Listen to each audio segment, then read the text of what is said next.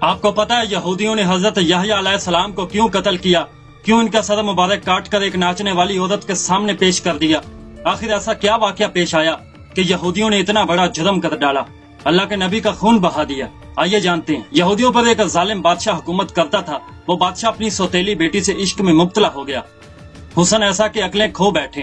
اس نے فیصلہ کیا کہ میں اس عورت سے نکاح کروں گا۔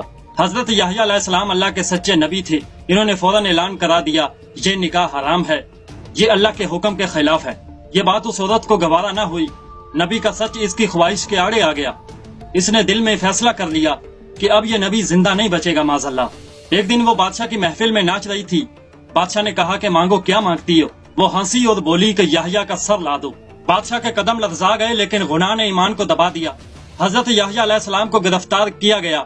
پھر ظلم کی انتہا ہوئی۔ نبی کا سر مبارک کاٹ کر ایک تھال میں رکھا گیا اور اس بدکار عورت کے سامنے پیش کر دیا گیا۔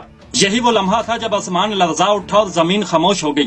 یہودیوں نے نبی کا خون بہایا اور قیامت تک کے لیے ظلم کی پہچان بن گئے۔ تو ہم اس کھوج میں ہیں کہ یہودیوں نے نبیوں کو کیوں قتل کیا۔ ہم آنے والی ویڈیوز میں ایسے ایسے پردے اٹھائیں گے کہ آپ سوچ کر حیران ہو جائیں گے۔ ملتے ہیں پھر کسی اگلی ویڈیو میں، تب تک کے لیے اللہ حافظ۔